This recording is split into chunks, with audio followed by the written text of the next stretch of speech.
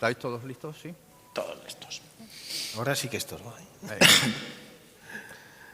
Bueno, muy buenos días a todos. Vamos a empezar hoy esta mesa redonda, la número 5, que se llama Retos de la competitividad para la industria española. Tenemos una hora y 20 minutos, a las 12 debemos terminar y vamos a intentar utilizar de la manera más eficiente posible este tiempo que tenemos. Con lo cual, después de presentar a los miembros de la mesa, les voy a recordar que debemos ser breves en nuestras respuestas y no extendernos demasiado. Yo soy Aniceto Zaragoza, soy el director general de Oficemer, la agrupación de fabricantes de cemento de España, y secretario general de IECA, el Instituto Español del Cemento y las Aplicaciones, aparte de presidente también de la Plataforma Tecnológica Española del Hormigón. Y me toca el agradable papel de moderar, aunque estos señores y señoras no hay que moderarlos porque son personas moderadas ellas. Vamos empezando por el otro extremo. Tenemos a Jaime Pérez. Jaime Pérez es el comisionado especial para reindustrialización, un puesto nuevo y de alta relevancia. Es licenciado en Derecho por la Universidad de Valencia y ha ocupado cargos de alta responsabilidad en la Secretaría de Estado de Industria y en la Generalitat Valenciana. Tenemos también a Jesús Portilla, que es director general de Minas de la Junta de Andalucía, y yo creo que bien conocido por el público y en este entorno. Él es ingeniero industrial en organización industrial y gestión de empresas por la Escuela Técnica Superior de Ingeniería de... No, Aniceto no. Ay, perdón, esa era lo que tenían puesto para... No, bueno, soy ingeniero de minas y doctor ingeniero industrial, pero soy ingeniero de minas orgullosamente.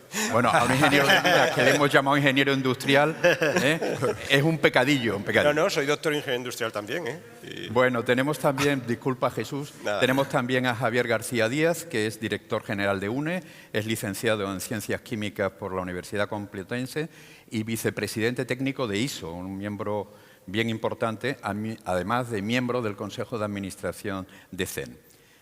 Yo creo que es una persona que lo sabe todo de innovación y de normalización. Pablo Fernández Vila, que no lo veo bien de aquí, es director general de Planificación Energética y Minería de la Xunta de Galicia y es un poco diferente, es ingeniero de caminos, como yo. Aquí ya hacemos peña los dos en relación a los distintos compañeros de ingeniería que tenemos.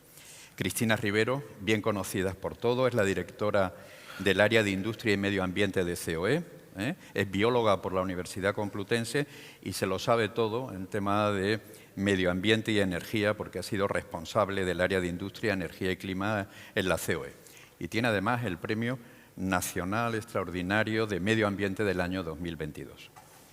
Carlos Reynoso. Carlos Reynoso es el portavoz de nuestra Alianza por la Competitividad de la Industria Española y tiene más de 25 años de experiencia de liderazgo sectorial en este tema. Yo creo que es una de las caras más conocidas cuando hablamos de industria y sobre todo cuando la ponemos en relación con la competitividad. Y nuestro último miembro de la mesa, lo cual no significa menos importante, Ramón Ruberte, conocido de todos porque ha sido miembro de la Junta Directiva y presidente entre el 2014 y el 2023, me recuerdan aquí, Ramón. Él es arquitecto técnico por la Universidad Politécnica de Madrid y máster en Dirección de Empresas Constructoras e Inmobiliarias por la misma universidad. Bien, tenemos, como se puede comprobar, un panel de auténtico lujo.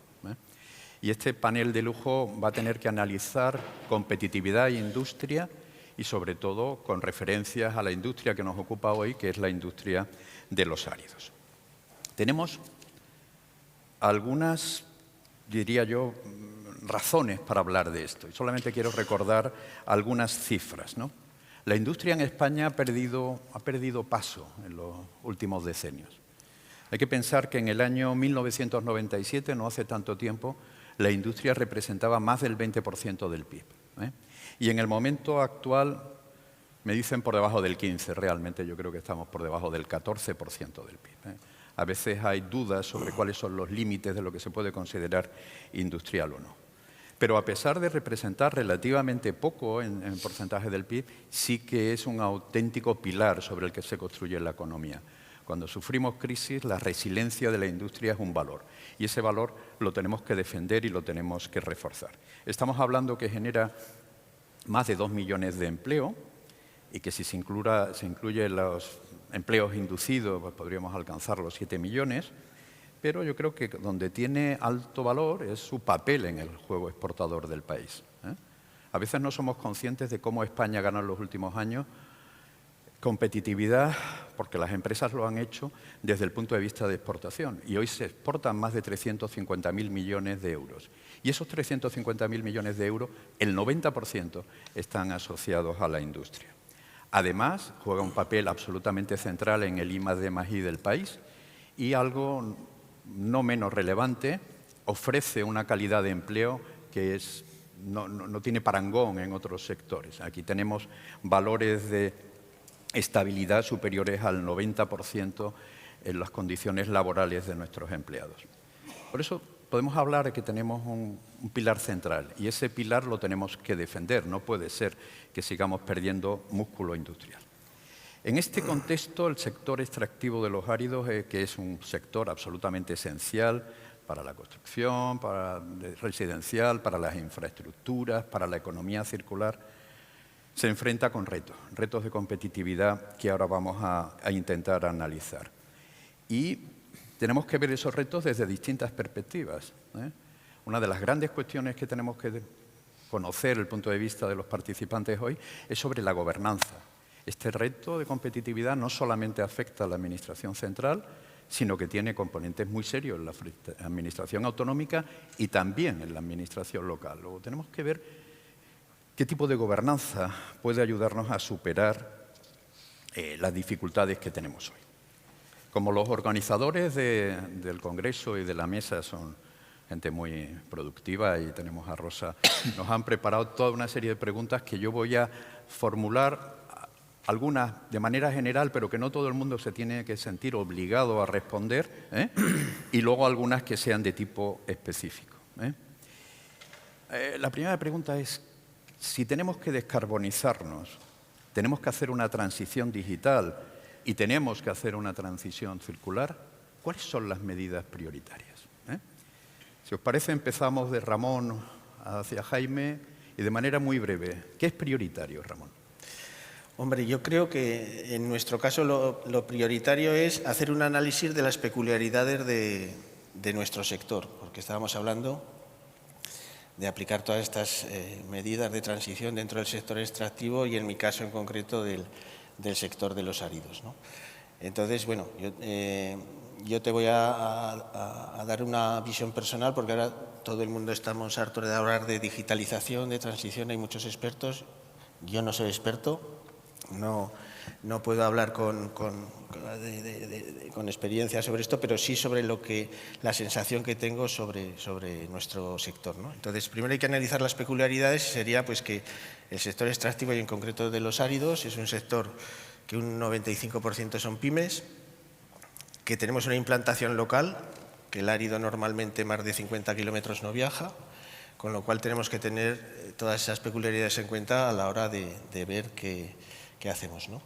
Entonces, para afrontar estos retos, yo creo que hay una parte que, como es la transición energética, la descarbonización, que nos viene un poco impuesta desde fuera, porque con el Green Deal pues se tomaron una serie de medidas con fechas y con obligaciones que están siendo difíciles de cumplir y de hecho se está echando marcha atrás.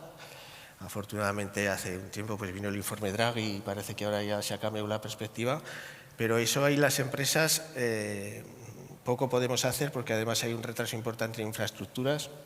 La electrificación todavía está siendo muy lenta y cara, con lo cual, y el hidrógeno que podría ser una alternativa para nuestras empresas también, con lo cual ese es un tema que irá despacio, pero que tendremos que ir asumiendo impuesto de alguna manera.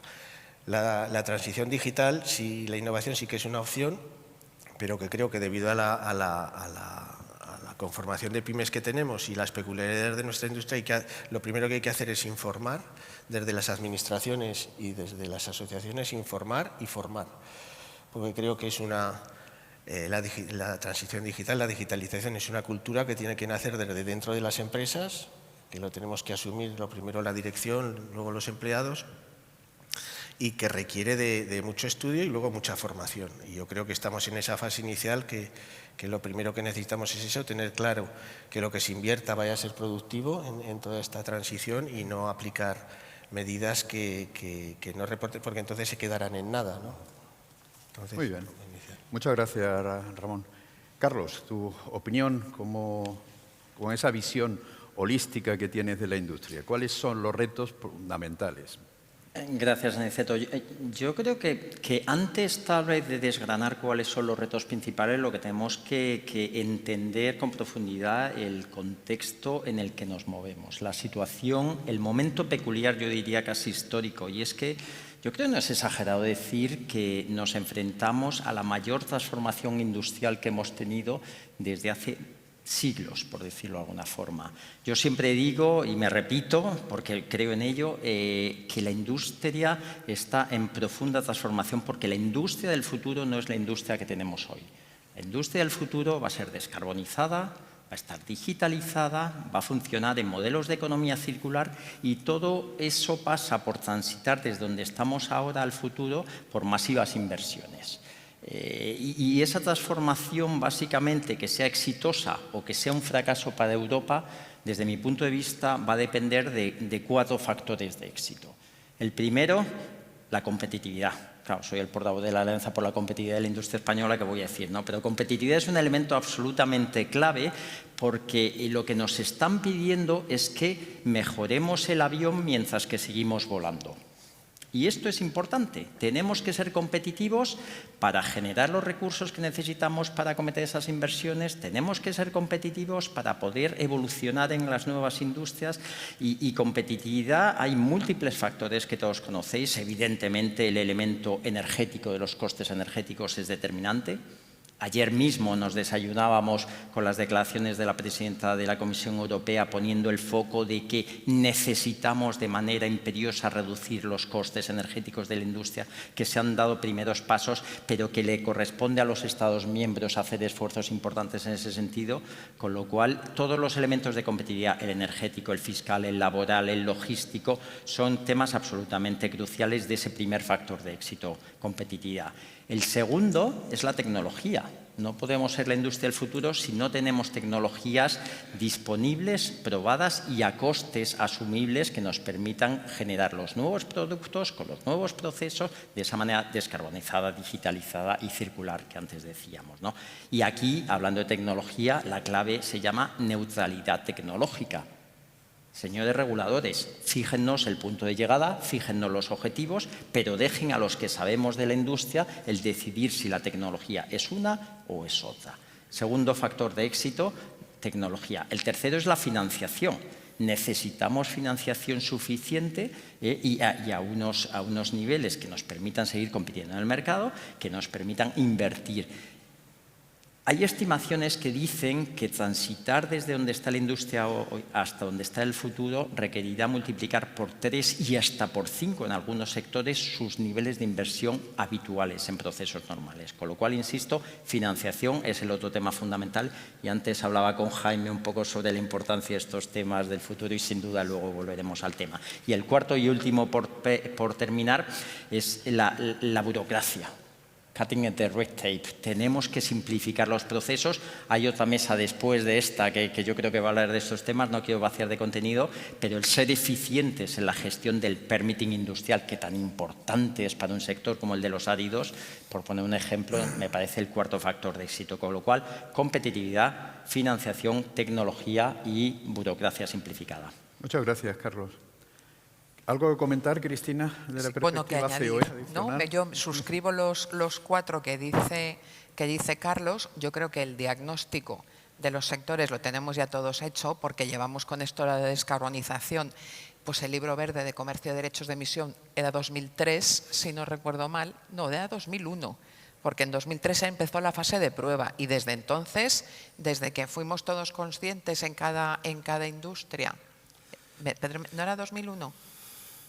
te veo ahí calculando, bueno, 2001, 2003 me da igual, son 20 y tantos años que llevamos ya con este tema de la descarbonización, ¿no? Yo creo que no queda ni un solo sector que no haya hecho este ejercicio y que no haya intentado ver su negocio, como decía Carlos, en clave de oportunidad de futuro, ¿no? Porque al final esto lo tenemos en nuestras leyes y salvo que no cambien mucho las cosas, pues esto va a pasar. Y desde luego lo que sí va a pasar sí o sí es la digitalización. Yo creo que si hay una transición que va a venir inexorablemente es la digitalización. Y todo esto lo tenemos diagnosticado, cada sector sabe perfectamente cuál es su hoja de ruta, lo que le sigue al mercado y lo que le saca del mercado, y ahora, gracias a este giro en la Comisión Europea hacia la competitividad, ¿no? Pues nos estamos centrando todos en lo que llaman condiciones habilitantes, que no es ni más ni menos que de dónde sacamos la financiación para hacer esa financiación, esa transformación que decía Carlos. Y yo suscribo totalmente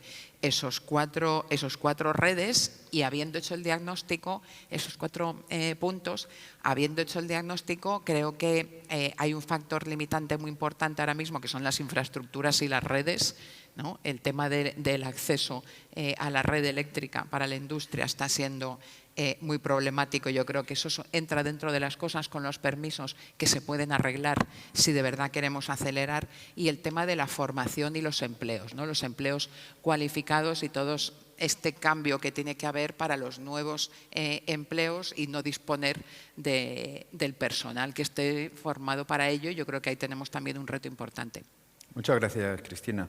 Pablo, ¿hay alguna perspectiva autonómica que matice estas prioridades que estaban comentando antes? Sí, buenos días. Bueno, en primer lugar, agradecer, por supuesto, a la organización de esta mesa redonda y que cuenten con la Administración gallega, que para nosotros la verdad es que es muy importante un poco transmitir los mensajes, que en muchos casos están, por supuesto, alineados con lo que hasta ahora los compañeros han dicho. Tengo que reconocer que, la verdad, lo comentaba antes, menos mal que estoy a mitad de todos nosotros, porque la última persona tiene complicado el aportar algo nuevo normalmente en este tipo de paneles, ¿no? Yo creo que sí que es importante que tengamos en cuenta un poco de dónde partimos, lo que hemos conseguido hasta ahora y a dónde queremos llegar, ¿no?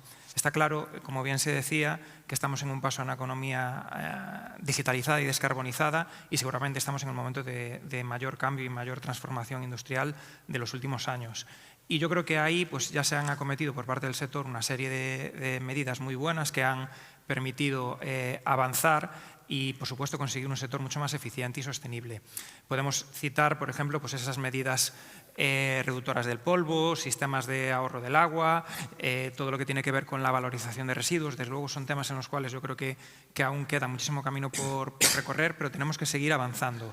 Y en cuanto a nuevos retos, no podemos obviar, por ejemplo, con lo que comentaba Cristina, la falta de personal, la falta de mano de obra que ahora mismo tenemos. Yo creo que no solo en este sector, sino prácticamente a nivel sociedad es un problema transversal a todos los sectores.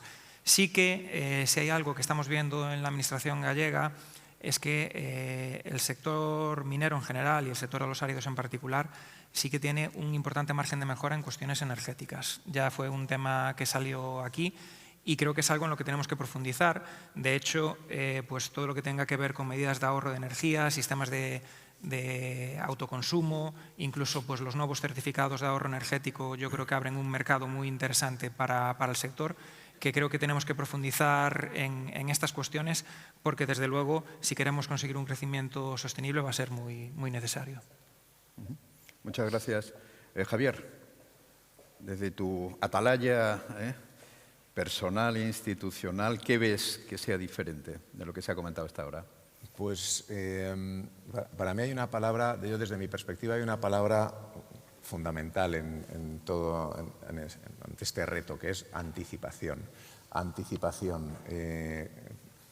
Carlos ha mencionado una serie de ejes, de retos fundamentales. Yo en lo que tiene que ver con finanzas, a mí no me miréis. Eso lo dejo para otros participantes de esta mesa. Pero sí en los dos primeros ejes fundamentalmente que ha mencionado, competitividad y el elemento de la tecnología neutral. Hablamos de objetivos legislativos. Se ha hecho también referencia a algunas políticas de la Unión Europea que evidentemente impactan a la industria. Y a mí siempre me gusta decir que la legislación, las leyes, los reglamentos, etcétera, lo que te dicen es el qué es lo que hay que hacer, cuáles son los objetivos, pero no te dicen el cómo.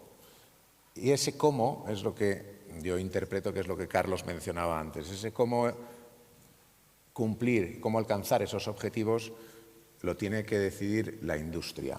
Y eso es lo que se hace en nuestra casa, en UNE, los estándares. Industry driven, decimos siempre en inglés. Es la industria la que se sienta a los mandos para desarrollar los estándares, las normas técnicas que le facilitan, que aterrizan esos objetivos políticos. Y en este caso, pues no es excepción. Muchos de los que estáis aquí, por supuesto, la Federación de Áridos, que es la que pilota el comité técnico donde se hacen las normas técnicas de áridos, que te voy a decir a ti con Oficemene y ECA, CEPCO, que aglutináis a todos los sectores, siendo el líder de ese cómo cumplir con las obligaciones legales.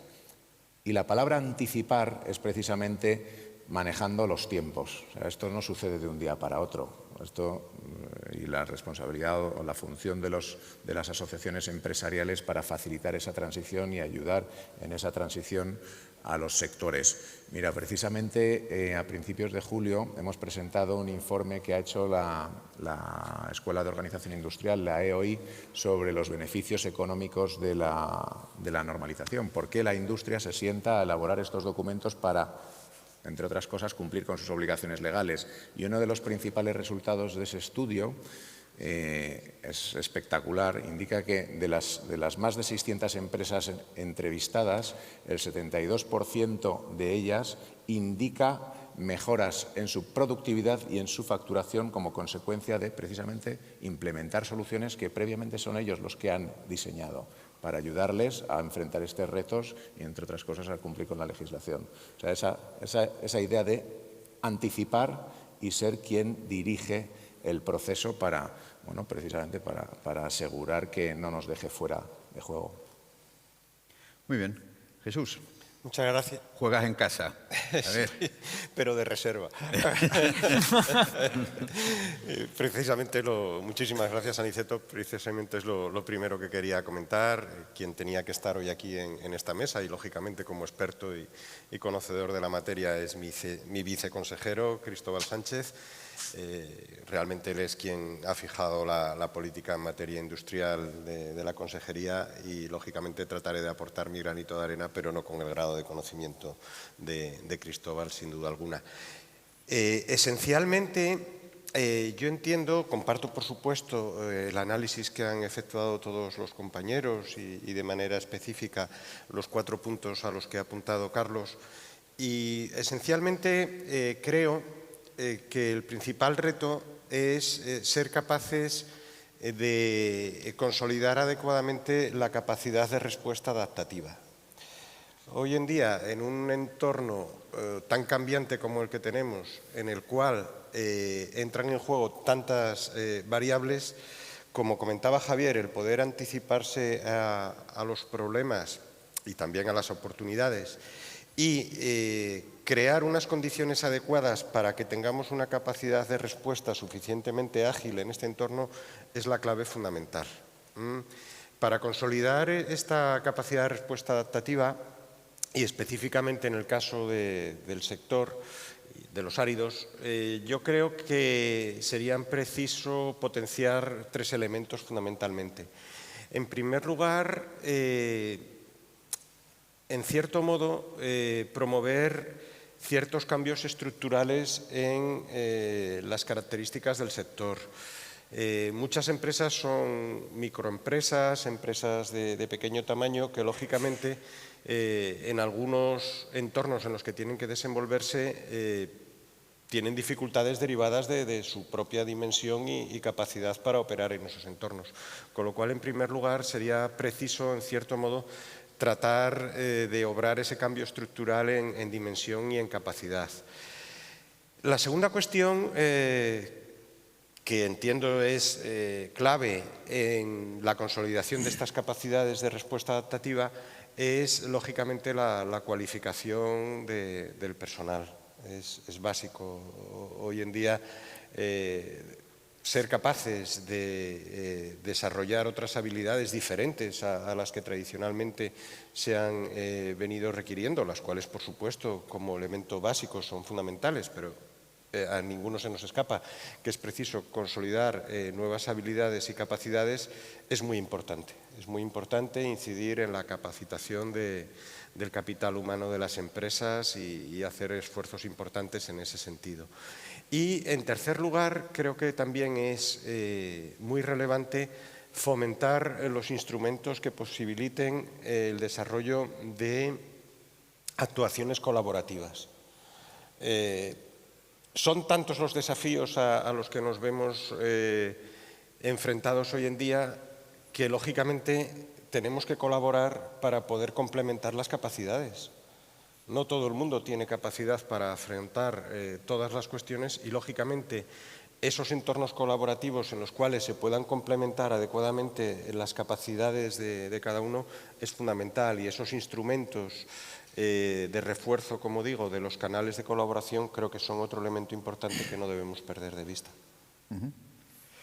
Jaime, el título de tu cargo ya lo dice todo, ¿no? El comisionado para la reindustrialización. Luego, ¿cuáles son esas prioridades que estáis manejando? Bueno, en primer lugar, agradecer a la Federación de Áridos por invitarnos, a ONCIMEN también, darles enhorabuena por el salto cualitativo y cuantitativo en la organización del Congreso, porque nos comentaban ahí fuera que los participantes han subido exponencialmente y, por tanto, eso demuestra el interés y el nivel que este sector está adquiriendo, el sector de los áridos, también respecto a la industria manufacturera. Yo, como comisionado, aunque estoy en industria, vuestra competencia, el ámbito en el que vais a desarrollar actividades compartidos dual, la parte regulatoria recae mucho en el Ministerio de Transición Ecológica y la parte de industria más en nosotros. El Ministerio de Industria se ha convertido realmente en un ministerio inversor, un ministerio que lo que pretende es apoyar a las empresas, en este caso también a las industrias manufactureras, en aquello donde no pueda llegar la iniciativa privada. Y eso es uno de los aspectos que destacaría por recordar algunos de lo que se han dicho, que es hace falta la financiación pública para apoyar donde la digitalización, sostenibilidad con recursos privados no puedan llegar. Y por eso la Administración Pública, en este caso el Ministerio de Industria, ha hecho un esfuerzo y continuará haciendo un esfuerzo para que esta digitalización y sostenibilidad sea real. También la puesta en valor del producto, de un producto sostenible. El Clean Industrial Deal dibujó el marco del etiquetado verde de los productos industriales, y en este sector en concreto es muy importante y lo estáis luchando en Europa, y nosotros de vuestro lado para que este etiquetado verde sea real, verídico, y evite los posibles fraudes que puedan haber, por darle un valor al producto sostenible y que aporte esa diferencia respecto al precio, y que no sea solo el precio el valor a tener en cuenta. Y eso va vinculado en una cuestión que desde el Ministerio queremos abordar, debemos abordar, nos atrevemos a abordar, que es la contratación pública con las otras administraciones, con Hacienda, con el Ministerio de Fomento de Obras Públicas, de que no solo el precio, sino el valor del producto, el etiquetado verde, las características puedan ir sumando a la posible contratación pública y al uso de vuestros materiales. Y por último, para no reiterarme muchas cosas de las que han dicho, pues la coordinación entre las administraciones públicas es importante. La descentralización de España es una realidad, cada uno tiene su grado competencial, y una coordinación para la digitalización y la descarbonización. Si todos compartimos la misma idea, hay que profundizar en esa coordinación. El reglamento en CIA ha sido un ejemplo de una ventanilla descentralizada con la coordinación de las administraciones autonómicas, y todo lo que se vaya a elaborar en los planes de la industria manufacturera de los áridos debería ir también hacia esa mejor coordinación. Muchas gracias, Jaime. Han salido dos palabras, dos conceptos que creo que son relevantes y que se puede profundizar un poco en ello. No es necesario que todo el mundo intervenga, pero me gustaría, si alguien quiere hacer una reflexión sobre el concepto de productividad, uno de los males permanentes de la economía nacional, cómo podemos mejorar la productividad en términos prácticos, y luego hablamos de coordinación, gobernanza. Carlos, todo el mundo sabe que una de las peticiones que hizo la Alianza por la Competitividad de la Industria es mejorar la gobernanza. Sin una gobernanza eficaz, y ahí no solamente hay que decir que queremos ponernos de acuerdo, ¿qué medidas específicas se pueden aplicar en estas dos cosas? ¿Cómo mejorar productividad? ¿Cómo mejorar la gobernanza? Libremente. ¿Quién se atreve a ser el primero?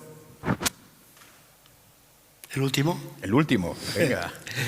Bueno, hablo un poco de mi libro, que lo veníamos comentando también con alguno de los ponentes. Todo el mundo sabe que hay un proyecto de ley de industria ahora mismo en el Parlamento, que probablemente la gran mayoría de los grupos, en cuanto al texto, lo comparten, y como dice el ministro Hereu, el contexto hace que en estas circunstancias pues todavía no pueda avanzar. Y esa ley dice cosas importantes. Primero, actualiza una ley del año 92, 33 años sin ley de industria en España. ¿Vale? Expone un marco de actuaciones, un marco de actualización de conceptos donde afecta, por lo que acabas de decir, a la productividad, a la gobernanza. Ahí habla de una mayor coordinación con los ministerios de Educación y Formación para el reenfoque del talento, la incentivación de la profesionalización que se ha comentado antes, y que eso sea una estrategia industrial, es decir, la formación, el reenfoque del talento, la motivación como elemento para discernir del absentismo, por ejemplo. Pero también habla de la gobernanza y habla de foros de manera estructural, institucionalizados, como el foro de alto nivel, donde estén representados los sectores. Habla de la potenciación de la conferencia sectorial de industria, del Consejo Estatal de la PYME, porque antes se ha comentado, este es un sector donde está muy atomizado en pymes, es decir, que esos sean cauces institucionalizados, estructurales, de la política industrial en España. Foros de debate, foros de comunicación. Aun estando la ley pendiente, aunque el texto es público, ya en algunos sectores, aparte de una relación con la Alianza por la Competitividad, que está Carlos aquí como representante, y habitualmente mantenemos una relación fluida, hay planes como un plan auto que se está finalizando, o un plan de bienes de equipo que se han trabajado con los sectores específicos, y que es un ejemplo de que no solo lo dice la ley, sino que el Gobierno de España lo quiere practicar. La gobernanza viene prevista, pero además, sin tenerla aprobada, la estamos practicando. ¿Algún comentario? ¿Puedo saltar? Como hice yo referencia anteriormente a la productividad del estudio este que publicó la Escuela de Organización Industrial. ¿Qué entendemos de esa? Cuando digo eso, ¿a qué me refiero? Pues evidentemente la implementación de estándares globalmente reconocidos, muchísimos de ellos, aunque sea en el mercado de la Unión Europea, lo que aporta lógicamente a las organizaciones pues es eficiencia en costes, es gestión de la energía, eficiencia energética, es gestión de los recursos, en definitiva, de las organizaciones, procedimentar para armonizar las prácticas dentro de los grupos, dentro de los sectores, en definitiva, como digo eso, pues una herramienta clave para mejorar su productividad. Ahora, palancas fundamentales para que esto verdaderamente tenga más impacto. Creo que Jaime ha mencionado la contratación pública. La contratación pública, la ley de contratos del sector público, que hace referencia explícita a las normas técnicas elaboradas dentro del sistema de estandarización internacional, europeo, del que UNE es el miembro español, como esa referencia precisamente para potenciar la calidad, la innovación, lo verde en la contratación pública. Y eso, pues bueno, pues hay vía para mejora ahí.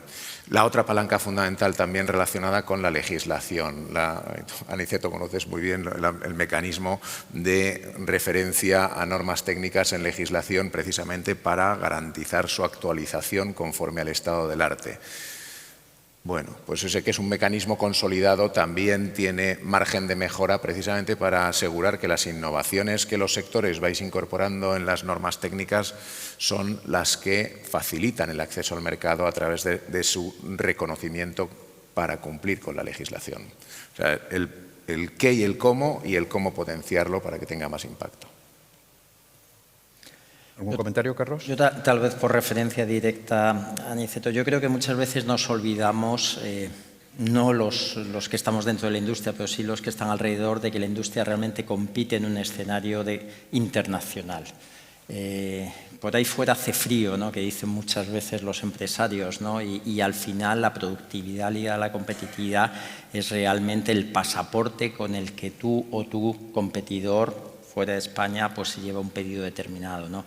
Y aquí, más allá de la productividad que está en manos de la industria, está el contexto global, y esto viene, el contexto regulatorio, que viene muy a colación de lo que hablabas de gobernanza y lo que se ha mencionado, ¿no?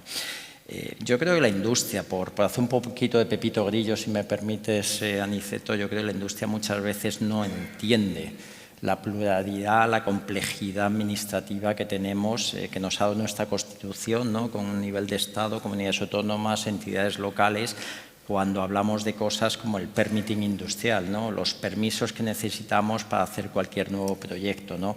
Y yo creo que desde la industria no se entiende que realmente no hay un proyecto país que hable de reindustrializarnos, que realmente muchas veces tenemos la percepción de que las distintas administraciones aproximan el problema desde el punto de vista casi de la protección de sus competencias, ¿no? Y esto lo estamos viendo en el debate ahora mismo con la ley de industria, ¿no? Y eso, yo creo, para los empresarios industriales es realmente descorazonador. Yo creo que tenemos que decirlo alto y claro, que lo que le pedimos a nuestros funcionarios públicos, a nuestros responsables políticos, es que realmente hagan de la política industrial un proyecto país, y que en aspectos tan concretos como la simplificación administrativa tengan la valentía de decir, independientemente de que yo tenga competencias a nivel estatal en las evaluaciones ambientales, a nivel autonómico en todo lo que son los permisos, a nivel local en lo que son las licencias. Oye, hagamos un proyecto país para que un empresario, cuando quiera invertir en nuestro país, eso sea un camino de rosas y no un calvario como actualmente muchas veces sucede. Insisto, oye, altura de miras, visión país, y apostemos porque en este país haya más y mejor industria. Muy buena reflexión. Sí, de hecho, yo no sé si compartís la visión. Hace muy pocos días, se nota que los comentarios, Carlos, han tenido... No, era tu cierre, ¿eh? No, hace muy pocos días ha salido que Alemania ya tiene nombrado en cada Länder, tiene nombrado un comisionado para simplificar, para hacer que todo el tema de permisos funcione de una manera más eficiente. Eso es una decisión de gobernanza, porque ahí todo el mundo tiene que ceder algo de competencias para que las cosas funcionen. Y yo no sé si eso va a ser algo que podría ser inspirador en el caso español. Ramón, ¿tú querías...? Sí, si me permites, aunque a lo mejor me salgo un poco del hilo, pero... Salte del hilo. Pero yo creo que hablando de competitividad y de intentar fijar estrategias, yo creo que en esta mesa nos hubiera venido bien una pata más, que sería el Ministerio de Trabajo. Entonces, quiero decir, yo creo que uno de los problemas que podemos tener a la hora de avanzar en estrategias es que todos somos conscientes de que hoy se ha perdido el diálogo social. Hoy en día no hay forma de que nos podamos entender con industria y con determinados departamentos. Sí que hay un diálogo, pero vemos que incluso dentro del mismo gobierno pues hay una lucha entre lo que es economía, industria y trabajo, ¿no? Entonces, tendremos tiempo de ver luego, me imagino, más cosas sobre el absentismo. El absentismo, desde luego, es una de las preocupaciones. Es una de las preocupaciones, pero quiero decir que es muy complicado el tener que estar nosotros trabajando por la competitividad y por tener más productividad y que por el otro lado se tomen medidas unilateralmente sin tener en cuenta precisamente garantizar la competitividad, ¿no? Entonces, yo creo que si no recuperamos ese diálogo será muy complicado que avancen adecuadamente las cosas. Cristina. Es que hablábamos antes de una transformación como no ha sufrido nunca nuestro país en general, porque es la industria, pero es muchos ámbitos también. Y yo creo que aquí hay dos cosas que son claves al hilo de lo que decía Rubén, que es la confianza y la certidumbre. Y estamos en un entorno en que ya no es solo si tecnológicamente o si financieramente podemos acceder a lo que nos hace falta para descarbonizarnos. Es que esa falta de confianza en general, desde luego, hacia la industria, hacia la empresa, ¿no? Y esa falta de certidumbre, esa inseguridad jurídica, que es la sensación que tenemos todos, pues desde luego no ayuda. Pablo. Sí, bueno, a mí sí que en primer lugar me gustaría hacer un pequeño inciso. Eso de que llevamos bastantes años sin ley de industria, en cierto modo, bueno, creo que tiene ciertos matices porque al final no podemos obviar el marco constitucional en el cual nos movemos. Ahí, pues, artículos 148 y 149 establece un poco las distribuciones competenciales entre Estado y comunidades autónomas y sabemos que las competencias en materia de industria pues, recaen fundamentalmente a nivel autonómico. Yo creo que la mayor parte de las comunidades autónomas tenemos nuestra propia legislación y sí que es importante pues, que si se quiere desarrollar pues, un paraguas legislativo bajo una ley de industria estatal, pues que sí que haya una coordinación eficaz. En cuanto a, y enlazando un poquito con los retos anteriores, sí que es cierto que es fundamental el conseguir una mayor productividad por parte del sector, teniendo en cuenta todo el contexto en el cual nos encontramos. Creo que el símil de que necesitamos evolucionar mientras estamos volando es muy acertado. Y yo creo que tenemos también que aprender en este sector, pues a lo mejor pues, de la situación de errores y aciertos de otros sectores. Y yo creo que con el ejemplo quizás del sector de la automoción pues, lo podemos ver claramente. Está claro que en muchos casos estamos marcando una serie de exigencias al sector que seguramente en este proceso de transición energética y buscando una sociedad climáticamente neutra para el año 2050 es necesario, pero no podemos perder esa competitividad que nos caracteriza. Creo que en algunos sectores esa perspectiva la hemos perdido por completo y en cambio en el sector de los áridos tenemos una parte buena o una parte mala según se mire, ¿no? Estamos hablando de un producto que tiene un coste unitario bastante bajo, pero no un valor unitario bajo. No es un valor unitario elevado porque precisamente las garantías que se exigen aquí en España pues son muy significativas, igual que en muchísimos otros sectores, pero lo bueno que hay precisamente en el sector de los áridos es que estamos hablando en muchos casos de un mercado de proximidad, donde el mercado internacional no es tan importante. Entonces, en lo que es la normativa estatal, la normativa autonómica, debemos de hacer todo lo posible para favorecer lo que es el consumo y todo lo que impulsaría esa competitividad dentro del sector, que en otros sectores, como digo, como por ejemplo el de la automoción, no estamos consiguiendo. Jesús. Sí, muchas gracias, Aniceto. Básicamente en lo relativo a la gobernanza que planteabas, yo creo que básicamente son necesarios tres tipos de instrumentos y ahí un poco podemos aportar nuestra experiencia en ese terreno. Por un lado, hacen falta instrumentos de naturaleza normativa legislativa, es decir, y ha apuntado Pablo también la clave, que las comunidades autónomas tenemos capacidad para poder desarrollar, dentro, por supuesto, del marco básico legislativo nacional, una serie de actuaciones concretas de naturaleza legislativa. En nuestro caso concreto está en tramitación parlamentaria, ya ultimando las últimas fases para su aprobación, la Ley de Espacios Productivos de Andalucía. Básicamente este tipo de instrumentos normativos pienso que pueden promover en nuestros ámbitos también instrumentos para la agilización de la tramitación administrativa, como tú comentabas, Aniceto. En el caso de Andalucía tenemos como instrumento fundamental para la agilización administrativa la Unidad Aceleradora de Proyectos, la cual ha funcionado de manera bastante exitosa en algunos casos. Por ejemplo, en el sector minero, lógicamente, que es el que conozco, se ha conseguido la autorización de un proyecto desde el inicio hasta el fin, un proyecto de minería metálica importante en 24 meses. Eso es un hito en el sector extractivo. Lógicamente, la unidad tiene un papel importante en la consecución de estos logros, teniendo siempre presentes las barreras legislativas que existen en algunos ámbitos y que esas vienen determinadas por la legislación básica y no se pueden cambiar respecto al sentido de los silencios, de los procesos de información pública, es decir, que de por sí el entramado legislativo es complejo. Es muy garantista, gracias a Dios, pero es un entramado complejo y que también a veces se puede utilizar de una manera espuria, por así decirlo, y conforme no previsto en periodos de información pública reiterativos y demás, que a veces se crea un escenario del cual es difícil salir cuando se enredan algunas cuestiones. Básicamente yo creo que la unidad, el principal secreto es la multidisciplinariedad de sus componentes y de su integración.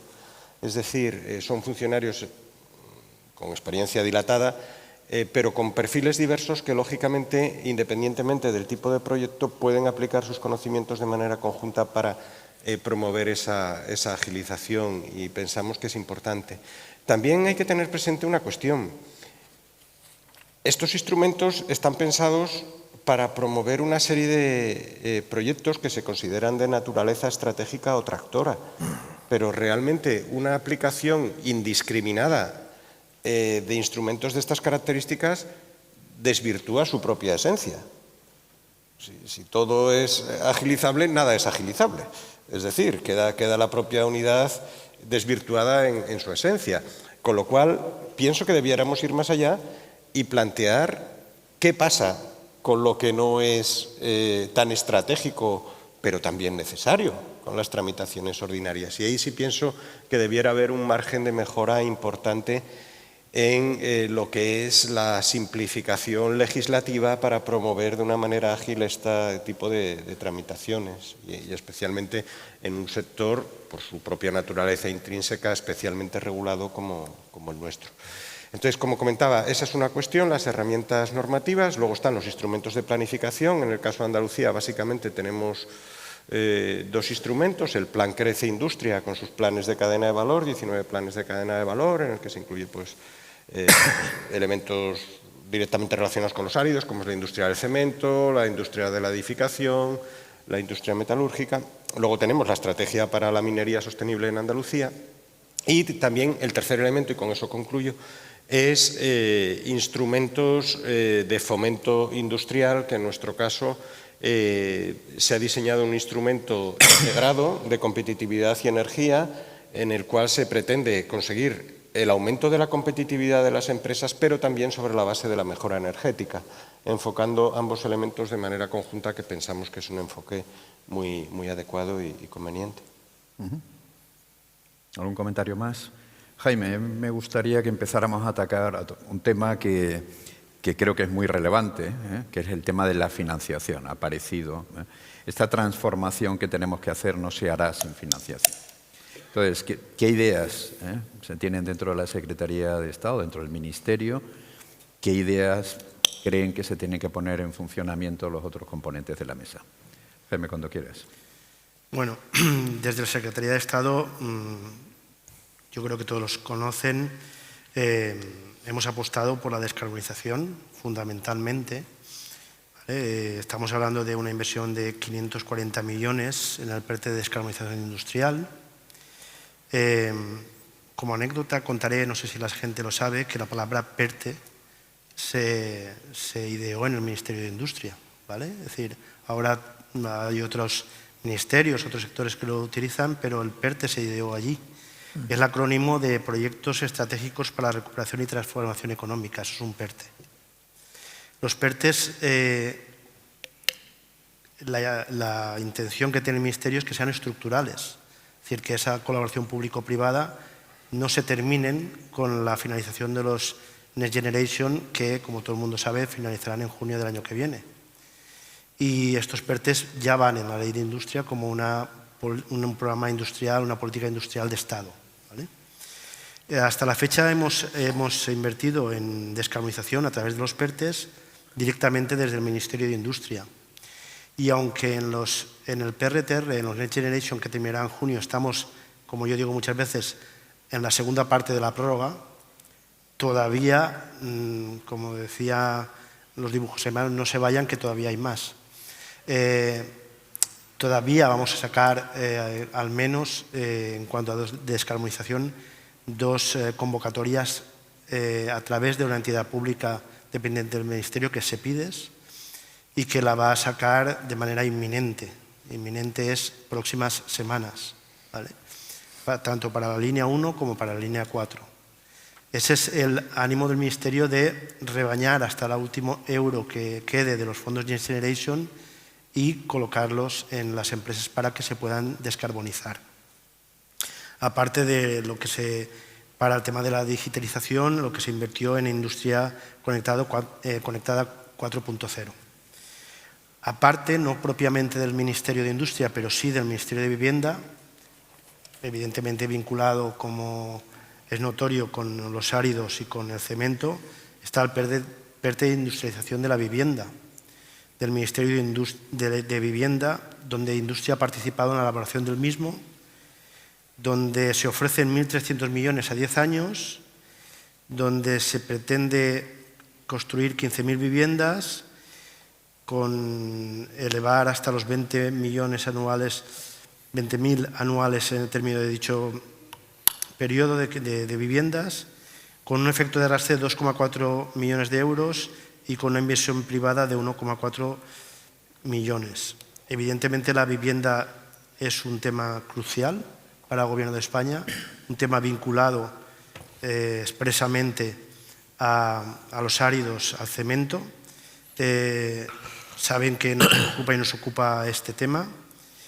Y yo sí que quiero destacar que no estamos en un mal momento, ¿vale? Es decir, España no está en un mal momento. Cuando vienen los inversores a España a invertir, destacan la estabilidad que les ofrece la posibilidad de invertir en España. Y muchos de ellos invierten en CAPEX. Y el CAPEX tiene que ver con vuestro producto. Y si no estuviéramos en un buen momento, muchos de los que están presentes, que son empresarios, no verían la ventana de oportunidad. No estaríamos hablando de cifras de una facturación de un 8% en el sector del cemento del año pasado, ¿vale? Es decir, no habría aumentado un 8%. Por lo tanto, hay que ser optimistas, hay que tener el ánimo de pensar que con la colaboración público-privada, con el apoyo para la descarbonización por parte del Ministerio de Industria, pero con las políticas en vivienda y en las inversiones que por la estabilidad anuncian que viene a España, es una oportunidad para que miembros de esta federación, miembros del sector del cemento y los áridos, confíen en que de la mano podremos continuar, y para ello tanto los PERTEs como los fondos de inversión productiva que tiene una entidad como SEPIDES están ahí justamente para que todos aquellos proyectos que hayan, tanto de descarbonización, que irá a la ley de industria, como de todos aquellos que vayan enfocados a la reducción de costes y a la maximización de beneficios, pueda contar con el apoyo del Ministerio de Industria. Carlos, creo que quiere hacer un comentario. Yo creo que hablando de financiación no me resisto, porque como todos sabéis es una de las... Lo que nosotros pensamos es la clave de bóveda de la reindustrialización de este país, ¿no? Nosotros en la Alianza decimos que sin financiación no hay reindustrialización, porque realmente lo creemos, ¿no? Porque realmente en ese tránsito del que hablábamos antes, muchas de las tecnologías y los procesos que las industrias tenemos y estamos adoptando tienen un riesgo per se que requiere, sin olvidar que el peso de la financiación y de la inversión siempre va a venir del sector privado, pero que ese plus de riesgo tecnológico o de adopción de tecnologías que no son totalmente competitivas tienen que ser complementadas del sector público. Si no, no va a suceder y tenemos que entenderlo así. La Comisión, el informe de Draghi lo ha dicho clarísimamente y otros países lo están haciendo y es imprescindible, yo creo, como decía Jaime, que miremos incluso más allá de los PERTEs. Yo creo que los PERTEs han creado esa dinámica virtuosa de realmente desencadenar una serie de inversiones, pero que tiene fecha de caducidad. Hoy por hoy tiene fecha de caducidad, entonces es muy importante que como país pensemos en el partido siguiente. Y el partido siguiente, nosotros sabemos y apoyamos los esfuerzos que desde el Ministerio del Gobierno se está haciendo para establecer mecanismos que den una predicción y una visibilidad de que más allá del día final de los PERTEs va a haber un instrumento de financiación permanente que apoye la reindustrialización en España. Y nosotros hemos propuesto en el marco de la ley un fondo que de alguna forma esté dotado de manera fija, de manera estructural, que permita que si un inversor, sea nacional o sea extranjero, está mirando España para hacer nuevas inversiones, sepa que va a contar, más allá de los debates de presupuestos o debates políticos, que hay una certidumbre de que tiene una serie de mecanismos que disminuyan ese riesgo tecnológico en la adopción. Con lo cual, insisto, sin financiación no hay reindustrialización. ¿Qué tienen las comunidades autónomas que decir a este respecto, Pablo, Jesús? ¿Cómo podemos hacer estructural esos apoyos que comentaba Carlos? Sí, está claro que la parte de la financiación, bueno, prácticamente todas las administraciones tienen una estrategia de innovación con una importante carga de fondos destinados a esta finalidad, ¿no? Sí que hay que decir, y nosotros lo consideramos, porque, a ver, hemos hecho un análisis, seguramente donde más fácil es captar fondos ahora mismo por parte de cualquier administración es para cualquier proyecto de investigación e innovación. Está claro que el riesgo en estos casos siempre es mayor, pero también las intensidades de ayuda por parte de las administraciones, y yo creo que aquí pues, podemos estar casi de acuerdo, siempre es mayor en este tipo de proyectos. Sí que es cierto que no debemos de perder la perspectiva. Yo estoy completamente de acuerdo en que realmente para un proceso de reindustrialización se va a necesitar una importante fuente de financiación por parte de comunidades autónomas, por parte de la administración estatal, pero no podemos obviar, y esto nosotros siempre lo decimos, o sea, la manta muchas veces es corta y también hay que tener en cuenta que dentro de los presupuestos pues hay también una importante carga de medidas sociales, medidas sanitarias, etcétera, etcétera, que están ahí y que desde luego también son importantes. Ahora bien, yo ahí sí que puedo decir que, por ejemplo, la Xunta de Galicia sí que la competitividad de la industria es un eje estratégico y es una política que tenemos muy clara desde un primer momento y estamos defendiéndola y estamos procurando que cualquier inversor que pretenda, valga la redundancia, invertir en nuestra comunidad autónoma, en nuestro territorio, bajo una óptica de sostenibilidad, de generación de riqueza en el territorio, siempre va a contar con el apoyo de la Administración. Ahora bien, por desgracia, también nos estamos encontrando con una serie de que se nos presentan, digamos, se nos presentan como inversores, pero en verdad lo que luego empiezas a rascar y estás descubriendo que no dejan de ser meros especuladores. Por desgracia, eso es una figura existente en todos los sectores ahora mismo del ámbito industrial. Y está claro que es una responsabilidad por parte de la Administración el fiscalizar los fondos de los que dispone y asegurarse que al final llegan a quien realmente lo merece. Y por desgracia, en algunos casos eso está pues suponiendo un gasto de recursos humanos, un gasto de tiempo por parte de las administraciones que está impidiendo a lo mejor pues, el apoyar proyectos que realmente sí que se lo merecen. Jesús, ¿compartes esa visión? Sí, en nuestro caso, Aniceto, básicamente las líneas de ayuda se estructuran en base a dos grandes ámbitos. Tenemos una serie de líneas de ayudas destinadas a proyectos que se consideran de naturaleza tractora, grandes proyectos que son capaces de arrastrar una cadena de valor importante. Esas ayudas son en términos de incentivos económicos regionales y se pretende con ellos precisamente impulsar el desarrollo de estos grandes proyectos que puedan llevar aparejados el desarrollo de una industria auxiliar suficientemente desarrollada en torno a los mismos. Y luego tenemos los incentivos integrados de competitividad y energía, a los que hacía referencia anteriormente, que precisamente están más diseñados precisamente a ese tejido de pequeñas y medianas empresas que realmente tienen que mejorar de manera importante sus capacidades tecnológicas, tienen un enfoque, por un lado, a lo que son las infraestructuras productivas, pero de manera muy especial a el desarrollo de la capacidad y la base tecnológica y de innovación, y luego también el tema de la energía como factor importante de competitividad realmente. O sea, los ahorros en costes energéticos y la promoción de la eficiencia energética resultan fundamentales hoy en día para poder garantizar la competitividad de las empresas. Estas básicamente son las dos líneas de ayuda.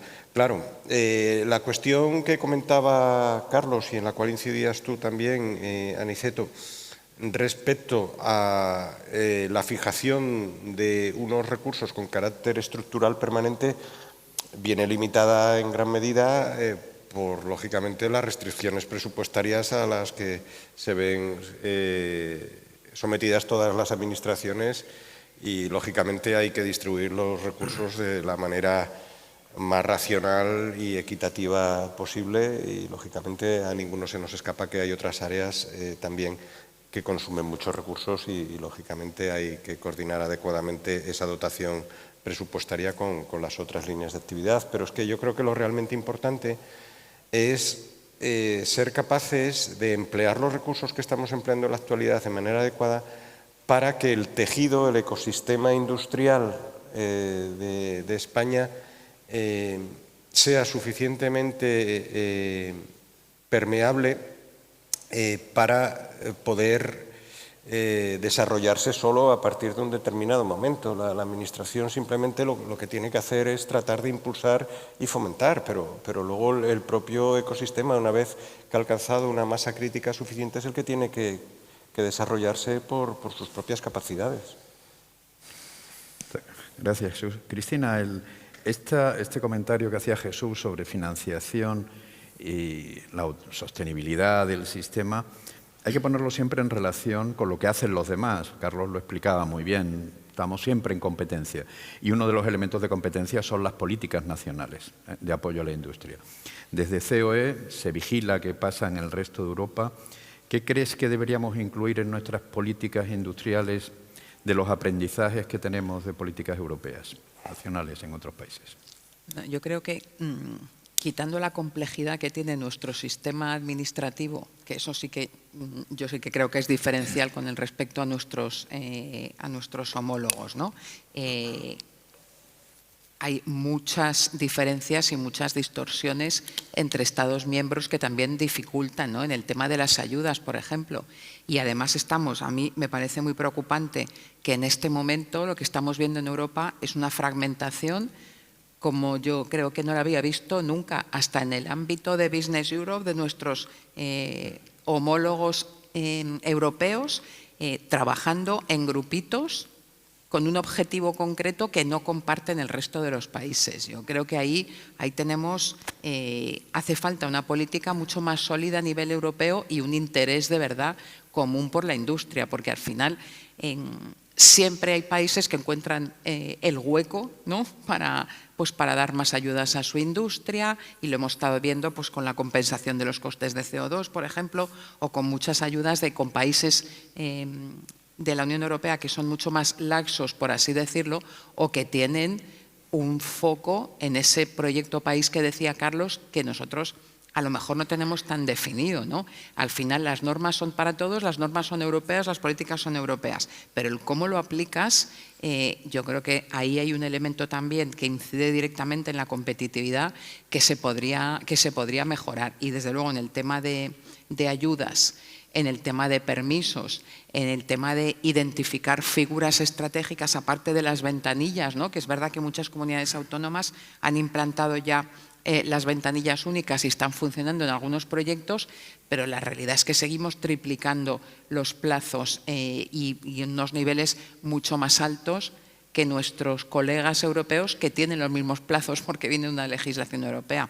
Yo creo que hace falta mucha más coordinación y mucha más apuesta decidida y al final comparto lo que decía Carlos, es un tema de tener claro el objetivo. Si tenemos claro el objetivo, hombre, hay tecnologías que no existen, ¿no? Decía la Agencia Internacional de la Energía, 35% de las tecnologías que necesitamos para descarbonizar ya no existen, no están en el mercado.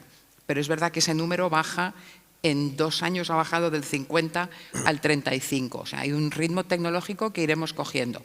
Pero desde luego hay otras muchísimas cosas que no tienen que ver con ninguna disrupción tecnológica que se pueden poner en marcha y yo creo que es un tema de tener una apuesta decidida y todo este tema que decimos de permisos, de el acceso a la financiación, se puede simplificar y agilizar muchísimo más de lo que estamos viendo ahora. La normalización juega un papel central en este proceso de simplificación, de utilizar los mismos lenguajes, de facilitar el uso de instrumentos digitales. Javier, ¿cómo lo veis vosotros desde UNE? ¿Cómo podéis apoyar este proceso de transformación? Pues mira, dos líneas fundamentalmente.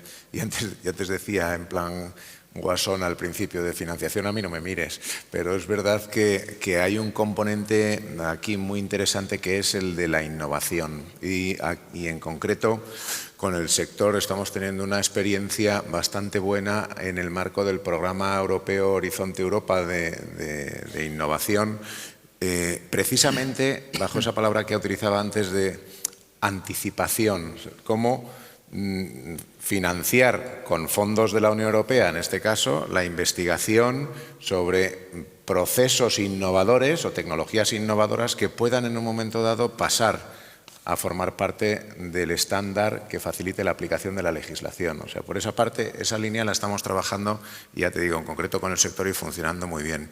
Y luego pues en un contexto como el actual, en el que, además me ha gustado mucho, Cristina, escucharte la situación en Business Europe porque es la misma que vivo yo en el marco de nuestra organización europea, del CEN, del Comité Europeo de Normalización, en el que lamentablemente pues cuesta encontrar una posición europea ahora mismo, en estos momentos, ¿no? Pues la referencia desde nuestra perspectiva para los sectores son los estándares globales, el estándar global, el estándar internacional. Yo tengo el privilegio de ser ahora mismo el vicepresidente de ISO, de la Organización Internacional de Estandarización, y en momentos de incertidumbre como el actual, donde se cuestionan los principios del funcionamiento de los mercados, el estándar global, esa referencia que te aporta estabilidad, certidumbre de cara a las inversiones, sobre todo en ámbitos como la sostenibilidad, la digitalización. Mira, tengo una serie de ejemplos muy concretos que no son, y a mí me gusta la palabra norma, y ahora también la utilizaba Cristina, nos da lugar a confusión, pero en mi caso de lo que estamos hablando son de estándares, estándares que aportan a los sectores la referencia o la guía para evolucionar a hacer frente a estos retos. ¿A qué me refiero? Casos muy concretos. Estándares internacionales sobre nuevos modelos de negocio circulares y cómo medir el progreso de la organización y de sus productos en economía circular. Lo mismo en materia de biodiversidad, integrar la conservación y restauración de la biodiversidad a nivel estratégico y operacional. Neutralidad climática, eficiencia energética, por no hablar y no hacer spoiler de la sesión que viene a continuación, que estará mi compañera Raquel o esta tarde mi compañero Aitor hablando del reglamento de productos de la construcción, cómo ya va incorporando ahí los elementos de sostenibilidad y digitalización cada vez más de manera natural en las obligaciones legales, pero el cómo, que hablábamos al principio, esa decisión sobre la tecnología a aplicar, son los sectores los que la desarrolláis en nuestras mesas de trabajo. O sea, esas dos vías, la innovación y la utilización de estándares de reconocimiento global que aporten esa certidumbre. Muchas gracias, Javier. Ramón, tú representas aquí la empresa, ¿no? ¿Cómo bajamos estas cosas a nivel de empresas? Realmente, ¿cuáles son los retos, las palancas que necesitáis las empresas del sector? Bueno, pues yo creo que para hablar de los retos tenemos que poner en contexto primero de dónde venimos, y entonces nuestro sector pues los principales problemas que tenemos que afrontar ahora vienen derivados de la gran crisis del 2008, de la cual pues ayer se habló también, pues el presidente de ANEFOB, de Oficemen, hizo alusión a ello. Pues nosotros en el 2006 fue el récord histórico de producción de áridos, hicieron 480 millones de toneladas. Hoy, el 2024, se han hecho 170 y estamos contentos porque ha habido una recuperación desde los 90 millones que hicimos en el 2014, que fue la cifra más baja, fue el peor año a nivel de sector. Con lo cual, ¿qué ha pasado desde el año 2000? Vamos a irnos desde el 2010, porque el 8 y el 9 aún íbamos con una inercia, pero desde el 2010, pues que perdimos una gran cantidad de mano de obra, tuvimos que despedir a mucha gente. Ayer Luis hablaba aquí de que en el sector de materiales de construcción, si no me equivoco, me corriges, había 680.000 trabajadores y que se perdieron 300.000 de aquella crisis. Y se perdieron del todo, no han vuelto, ni se les espera, porque son gente que tiene 15 o 20 años más, se reubicó en la industria pues tienen puestos más cómodos, ya no tienen las obligaciones de hipotecas ni de hijos, con lo cual no tienen necesidad de estar en un sector que, aunque se pueda pagar un poco más, pues es más duro y genera tal. Entonces, ¿cuál es el primer reto que tenemos para introducir digamos, toda esta transición? Pues que tenemos plantillas muy envejecidas. Yo llevo 5 o 6 años que no hacemos nada más que jubilar gente, porque son de los que estaban, gracias a los ERTEs que se pusieron en marcha en aquel entonces, pues conseguimos mantener aquella plantilla que era esencial y que estaba más preparada y más formada, la conseguimos mantener durante todos esos años de la crisis, y es la que hoy se está jubilando y la que hoy ha aguantado, ¿no? Entonces, aunque desde el 2018 o una cosa así, pues sí que hemos tenido una pequeña recuperación, bueno, pues hemos pasado de 90 a 170, pues porcentualmente está muy bien. Pero tenemos una sobrecapacidad instalada de producción que viene de aquellos años, pues bueno, pues que ahí está y que estamos trabajando al ritmo que está. Entonces, envejecimiento de las plantillas, que además están yendo. Entonces, la renovación generacional de todas, o la incorporación de gente nueva está siendo muy lenta y con problemas porque no vienen. Segundo reto, pues como venimos de 15 años de sequía de producción, pues las instalaciones que tenemos, aunque se han ido manteniendo, porque sí que se ha hecho una inversión en mantener, además siendo cuando tienes el doble de capacidad productiva de la que realmente tenéis al sector, ¿qué sentido tiene invertir en nuevas instalaciones? Pues mantienes lo que tienes, pero no está adaptada a los nuevos tiempos y está para encarar automatizaciones y demás, con lo cual requiere de una inversión importante en adaptación y en tecnología. Entonces tenemos que, primero, actualizar al personal, actualizar las instalaciones, y todo eso requiere de inversión y lo primero que hay que hacer para invertir, yo estoy de acuerdo que hace falta financiación, pero para que haya financiación o que queramos acceder a ella, lo primero que hace falta es rentabilidad y tener claro que podemos pagar y asumir esa financiación, porque me puede venir la financiación de los fondos de donde sea, pero si mi negocio no me da para pagarlos, pues estoy jodido, que decía aquel.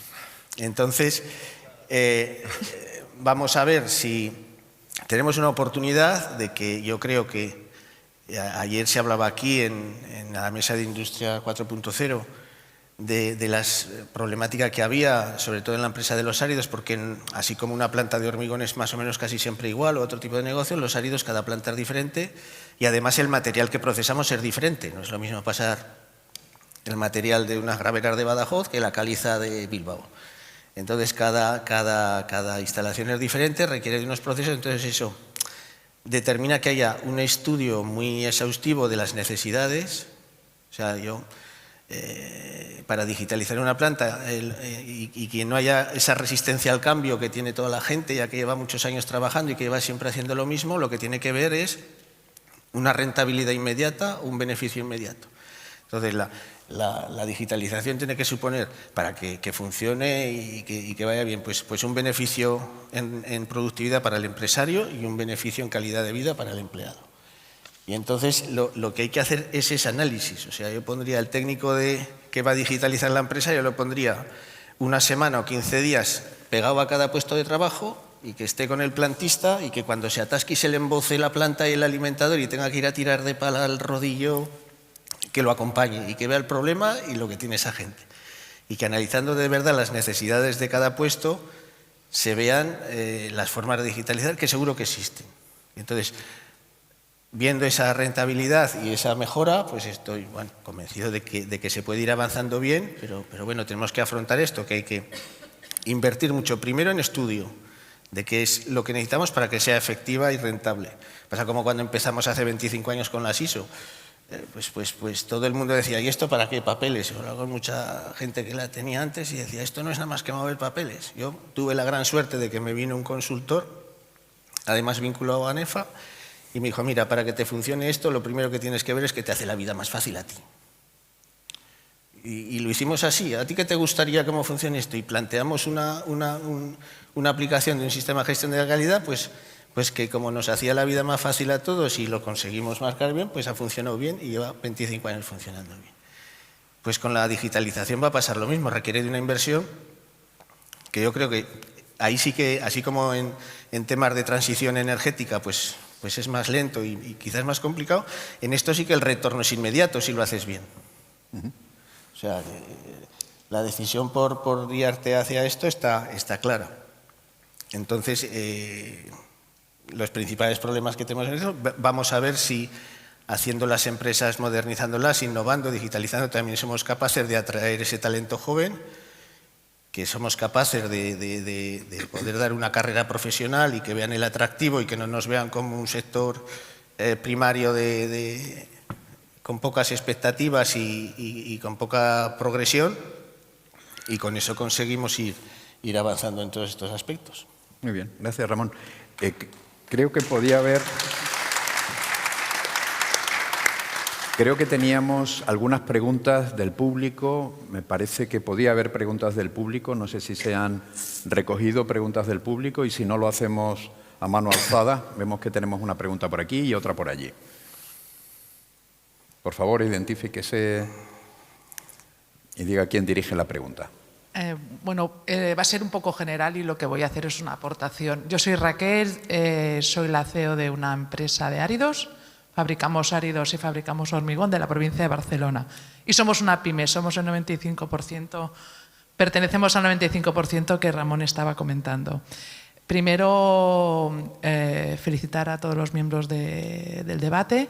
Suscribo las dificultades, que es un comentario que quería añadir antes de que hablara Ramón sobre los males que tenemos y los retos que tenemos desde el 2008, ¿vale? Lo que ha comentado, las estructuras y las instalaciones antiguas, que si no hemos ido poniéndonos al día ha sido por una cuestión de producción y rentabilidad. Quiero hacer un poco la visión sobre el Ministerio de Industria, lo que veo. Habéis cogido la lancha motor y vais a tope, os tengo que felicitar. Hay efectos de financiación, pero quiero hacer un comentario que ha anunciado Carlos, que es el tema del Ministerio de Sanidad y el Ministerio de Empleo. Es que me hace un poco de rebote. Hay un ancla y esta ancla está muy clara. Yo soy CEO y esta semana he tenido que tener 2 o 3 intervenciones de muchas horas por cuestiones laborales que creo que no nos dejan avanzar. Para mí el mensaje es: sanidad y empleo no nos dejan avanzar. Significa, voy a hacer es que os oí hablar y iba haciendo apuntes, ¿no? Y luego hay otro tema, perdona, lo anuncio simplemente y luego lo explico brevemente. Y el tema de los permisos que necesitas para hacer cualquier tipo de modificación. Yo pedí, por ejemplo, un permiso, una subvención para cambiar la uralita que tenía en todos los edificios de la gravera, en mi caso es una gravera, y una vez me dieron la subvención, que fueron bastante rápidos, 1 año y medio. Cuando llamé al instalador de la uralita me dice, digo, bueno, tenemos que cambiar la uralita y poner panel sándwich. Digo, voy a pedir los permisos pertinentes a la entidad local. Dice, no lo hagas, es que no lo vas a cambiar ni en 5 años. Primer punto. O sea, me invitaba a esa pequeña ilegalidad. ¿Por qué? Porque sabía que no lo íbamos a hacer. Esto es un ejemplo. Segundo ejemplo, hay que hacer un tejado para la instalación, para mejorar una instalación de envasado de Big Bag. No lo hagas, ponlo directamente. Esto he comentado con unos compañeros en la sala de exposiciones. Digo, ¿por qué? Digo, porque necesitas un ingeniero, presentar un proyecto, que eso vaya a la comisión y a lo mejor en 2 años puedes hacer el tejadito de 20 metros para la línea de Big Bags. Y en lo que hace referencia al tema laboral es, el otro día me citan de inspección de trabajo. Os cuento mi libro, pero para que veáis que es bastante genérico, la vida del empresario de una pyme de una media de 50 trabajadores aquí en España. Esto es así.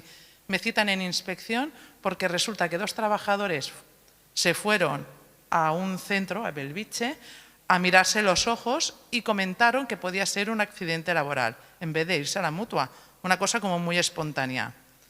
Resulta que tenían simplemente conjuntivitis, pues me citan con el técnico de prevención, me citan a mí, el encargado, estamos respondiendo un montón de preguntas de inspección y al final me citan en Travesera de Gracia 2 horas para entrar en Barcelona para firmar y decir, es que esto viene del juzgado.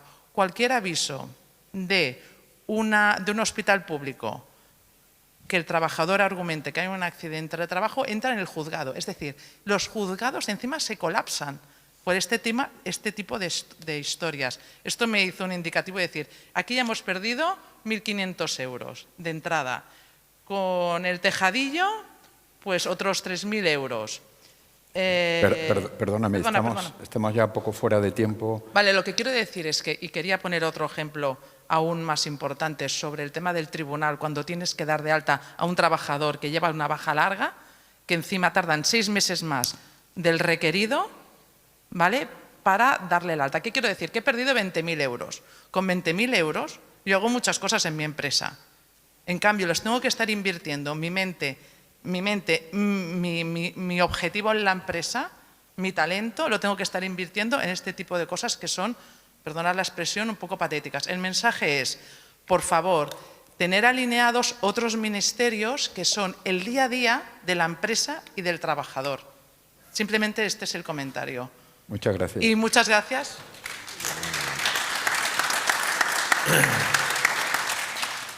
Creo que había otro comentario por aquí, una pregunta por aquí, delante, por favor. Y vamos a ir terminando ya. Le quitamos. Muchas gracias. Al café. Oye, sí. Quitamos al café. Luis Rodolfo, presidente de CEP. Una pregunta para ti, Jaime. Totalmente de acuerdo con la visión que tenéis desde industria y también entiendo la visión que tienen desde transformación, desde el Ministerio de Medio Ambiente, sobre compras públicas verdes, compras públicas inteligentes, compras públicas ecológicas, pero luego nos encontramos con otros ministerios que ya nos anuncian que las licitaciones las adjudicarán por subasta por precio. Toda la innovación, digitalización, sostenibilidad, cumplimiento de normas que haga esta industria, si solo es subasta por precio, no diré la palabra que has dicho tú, Ramón, pero también nos podemos dar por aquello, ¿no? Muchas gracias, Luis. Estamos en tiempo de cierre ya. Quería responder primero y luego vamos a hacer una ronda de terminación. Cuando quiera, Jaime. Bueno, el tema del absentismo es un tema complejo, ¿vale? Es decir, no lo voy a ocultar, que es un tema complejo porque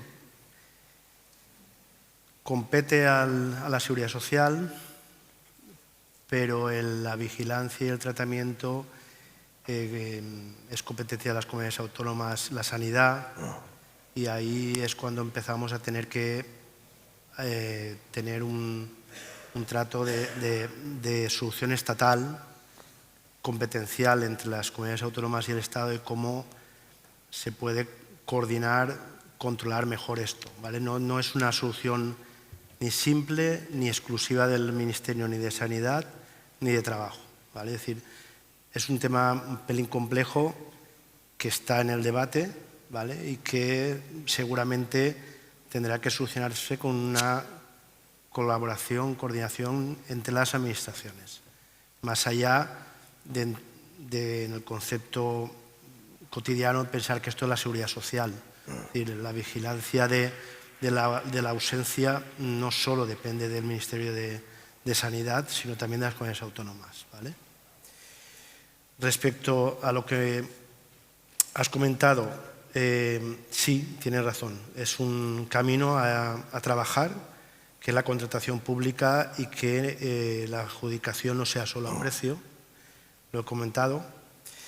Eso afecta a una reivindicación que es de vuestro sector y de vuestro principal cliente, que es el cemento, que es el darle valor a esos etiquetajes sostenibles, verdes, a ese cumplimiento de la huella de carbono, a cómo poder implementar en las contrataciones públicas esos hitos. Efectivamente, estamos trabajando en ello. Debería profundizarse más en ello. Desde luego, desde industria lo queremos hacer.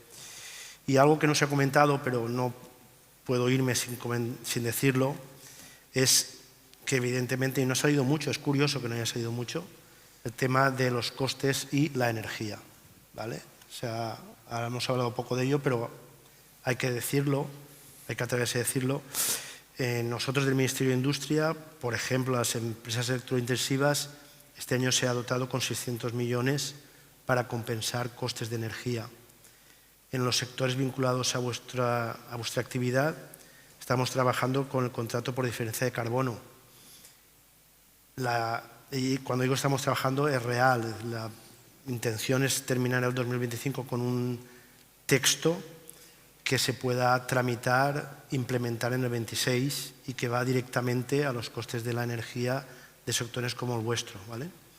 Y aunque no es de industria concretamente, pero sí del Ministerio de Transición Ecológica, las tecnologías CECUS de captura, uso y almacenamiento, que sí que van también a los costes y que está trabajando este Ministerio, pero que sí que industria ya ha conseguido que el Ministerio abra la hoja de ruta nacional para el almacenamiento del CO2, que también va vinculado a los costes y a la energía, y que esperemos que durante los próximos meses empecemos a ver, a testear con los sectores en qué se va traduciendo esto, que tiene que ver con la internalización del producto también, ¿vale? El aminorar los costes.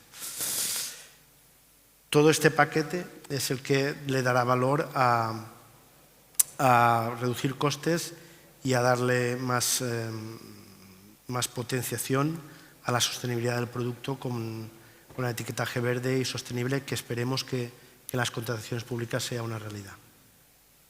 Muy bien, muchas gracias, Jaime. Bueno, hay cosas que se nos quedan en el tintero, no hemos hablado de internacionalización, hay muchos temas cuando hablamos de competitividad de la industria, pero creo que el café nos está esperando fuera y a mí me gustaría que todos los participantes en la mesa cerraran su participación con una frase, con una palabra, si tuviéramos que elegir algo, algo muy específico. Sabemos que hay que pedir muchas cosas, pero algo muy específico, ¿qué pediríamos, Ramón? Bueno, pues un poco de todo lo hablado. Yo voy a tirar de un tópico que creo que viene al cuento en el caso de que nos requiere toda esta transición, que sería renovarse o sufrir. O sufrir. Y voy a explicarte por qué sufrir. Venga, pero muy rápidamente. Nada, simplemente, no voy a decir morir, porque si algo ha demostrado la empresa familiar es que es muy resiliente. Después de pasar la crisis que pasamos, iba a haber un cambio de estructura en el sector, y ha habido cambios estructurales en los grandes grupos, pero la empresa familiar, pues por el arraigo que tiene, por lo que sea, pues ha conseguido aguantar. Entonces, la transición digital, pues no sé si va a hacer morir por esas empresas, por eso no les voy a decir renovarse o morir, pero pasarse la vida sufriendo también es muy malo. Entonces, renovarse o sufrir. Muy bien, muchas gracias, Ramón. Carlos. Bueno, para mí la frase es que merece la pena invertir en la industria. Tenemos fantásticas industrias en este país, tenemos empresarios ejemplares y lo que yo creo que necesitan y merecen es un marco que facilite su vida y no que la dificulte, como estábamos oyendo antes. Porque si estamos convencidos que merece la pena invertir en la industria, se harán apuestas por mejorar la competitividad, se harán apuestas por mejorar la tecnología, se harán apuestas por mejorar la simplificación administrativa y se harán apuestas por mejorar la financiación, con lo cual merece la pena apostar por la industria. Muchas gracias, Carlos. Cristina. Yo me quedo con el fomento de la colaboración público-privada, ¿no? Creo que tenemos mucho margen en este país todavía para mejorar la colaboración público-privada y hay que contar con los sectores para toda esta transformación. Pablo. Bueno, pues a mí sí que me gustaría transmitir que nosotros queremos que se invierta en Galicia, eso por descontado. Y creo que es muy importante que el sector de los áridos pues, se ponga en valor ese carácter sostenible frente a este mismo sector en otros países, en terceros países. Y desde luego tenemos claro que sin áridos no va a haber transición. Gracias, Pablo. Javier. Yo utilizo la palabra anticipación mucho en mis intervenciones, pero hay otra que creo que también es muy importante ahora para terminar. Cumplimiento. ¿Y qué quiero decir en concreto? Cumplir con todos estos retos y estas obligaciones es muy complicado. No hay que darlo por sentado, con lo cual premiar, favorecer el cumplimiento. Los que se esfuerzan, que sean premiados. Hemos hablado de contratación pública y la palanca que representa, beneficios fiscales, etcétera. Premiar el cumplimiento y, por supuesto, sancionar el incumplimiento. Muchas gracias, Javier. Jesús. Sí, decía Albert Einstein que la capacidad de cambiar es signo de inteligencia. Examinémonos cada uno en qué tenemos que cambiar para poder avanzar en nuestros respectivos ámbitos y entre todos alcanzar el objetivo común. Todos tenemos que cambiar, todos tenemos que adaptarnos. Muchas gracias, Jesús. Jaime. Bueno, la descarbonización es irrenunciable, es imprescindible. Efectivamente hace falta apoyo regulatorio, financiero, tecnológico, pero no hay un plan B, hay que continuar con la descarbonización. Es una oportunidad, os invito a ello. Estamos en un buen momento, a pesar de que Europa, miembros de la Unión Europea, tengan sus dudas y sus inestabilidades que no ayudan. Nada estaba escrito, nada va a ser fácil, pero de la mano de todos, colaboración público-privada, en un tiempo espero que veamos que esa descarbonización sea más realidad y eso repercuta en el beneficio del sector. Muchas gracias, Jaime. Bueno, hemos llegado al final. Yo sabía que moderar esta mesa era muy sencillo porque son personas muy moderadas. Y además que tienen una visión muy clara de los problemas y de las posibles soluciones. Quiero agradecer a todos por la paciencia y la participación en esta mesa y creo que ahora tenemos un café que nos dará un poco de energía para seguir con la siguiente. Gracias a todos por la presencia.